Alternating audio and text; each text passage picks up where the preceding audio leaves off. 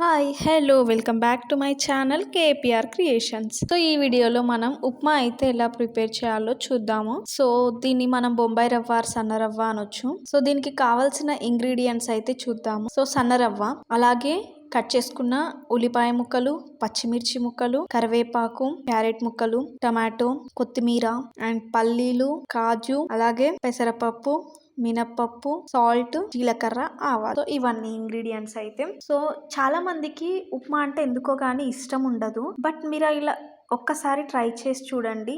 మళ్ళీ ఎప్పుడు మీ ఇంట్లో వాళ్ళు ఉప్మానే తినాలి అని అనిపించే విధంగా ఉంటుంది టేస్ట్ అయితే. సో ఎందుకో కానీ ఎస్పెషల్లీ హాస్టల్లో ఉన్న వాళ్ళైతే ఉప్మాను చాలా మట్టుకు ఇష్టపడరు. బట్ ఒకసారి ఇలా ట్రై చేసి చూడండి. పెళ్ళిళ్ళల్లో కూడా అన్ని టిఫిన్స్లలోకెల్లా ఫాస్ట్గా అయ్యేది ఉప్మానే. సో అందుకనే పెళ్ళిళ్ళు ఎక్కడికి వెళ్ళినా మార్నింగ్ టిఫిన్ ఏం చేస్తారంటే ఉప్మానే చేస్తారు. సో ఫస్ట్ మనం ఒక ప్యాన్ పెట్టుకోవాలి. ప్యాన్ పెట్టి అది హీట్ అయిన తర్వాత ఫస్ట్ రవ్వని వేయించుకోవాలి. సో నేనైతే ఒక గ్లాస్ రవ్వ తీసుకుంటున్నాను. రవ్వ అనేది బాగా వేగితేనే టేస్ట్ గా ఉంటుంది. అంటే డైరెక్ట్ గా కూడా వేస్తారు కొందరు ఇట్లా, బట్ అంత టేస్ట్గా ఉండదు. అంటే జిగి లాగా అవుతుంది. కాబట్టి రవ్వ అనేది చాలా బాగా వేగాలి. సో ఇది కొద్దిగా ఫస్ట్ అంతా వేగిన తర్వాత అందులో మనం నెయ్యి లేదా ఆయిల్ ఏదైనా వేసుకొని బ్రౌన్ కలర్ మంచిగా వచ్చేంత వరకు రవ్వ అనేది వేయించుకోవాలి. అప్పుడే రవ్వ అనేది ఇట్లా పొడి పొడిగా చాలా టేస్టీగా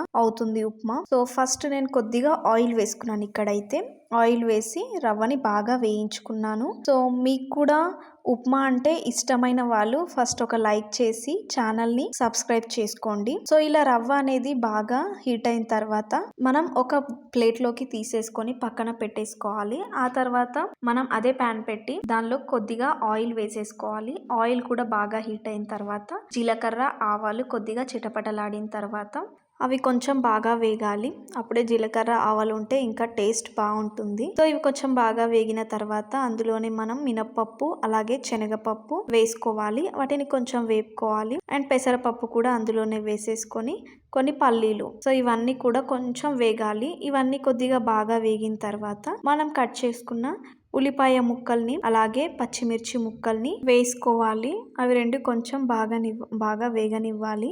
ఇవి కొంచెం బాగా వేగాక దీంట్లోనే మనం కట్ చేసుకున్న టమాటో పీసెస్ని అలాగే క్యారెట్ ముక్కల్ని అండ్ కరివేపాకు 3 వేసేసుకోవాలి.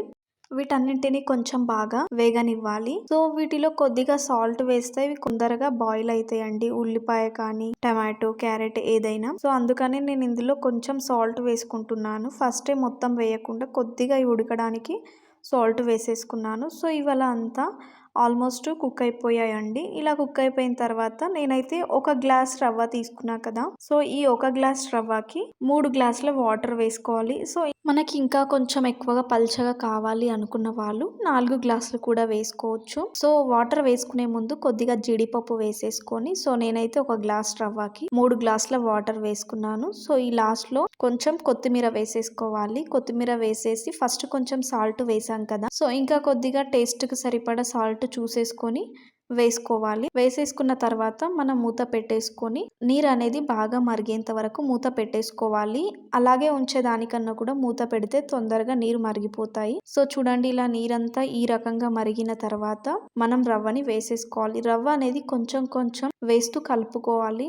ఒకేసారి మొత్తం రవ్వ వేస్తే ఉప్మా అనేది ముద్దలుగా అవుతుంది. అందుకే మనం కొంచెం కొంచెం వేస్తూ కలుపుకోవాలి. ఇలా అంతా కలిపేసుకొని తర్వాత మూత పెట్టేసుకోవాలి. ఒక 5 మినిట్స్ లో సిమ్ లో పెట్టేస్తే మనకు tasty upma ready. So upma అనేది ఎంత బాగా వచ్చిందో చూడండి. అంటే ఇట్లా ఉండలుగా కాకుండా మంచిగా స్మూతీగా ఉంది ఉప్మా. ఇలా ఒకసారి ట్రై చేయండి మీ ఇంట్లో వాళ్ళకి. మళ్ళీ ఎప్పుడు టిఫిన్ అనగానే ఉప్మా అనే అంత టేస్ట్గా అవుతుంది.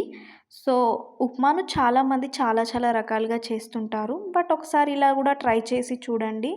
ఉప్మా అయితే చాలా బాగా కుదిరిందండి.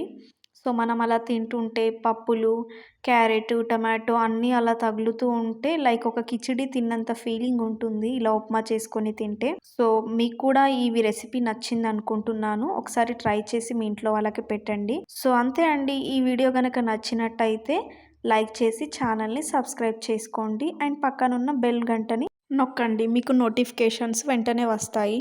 వీడియో చూస్తున్నారు కానీ సబ్స్క్రైబ్ చేసుకోవట్లేరు. ప్లీజ్ సబ్స్క్రైబ్ చేసుకోండి. Thank you.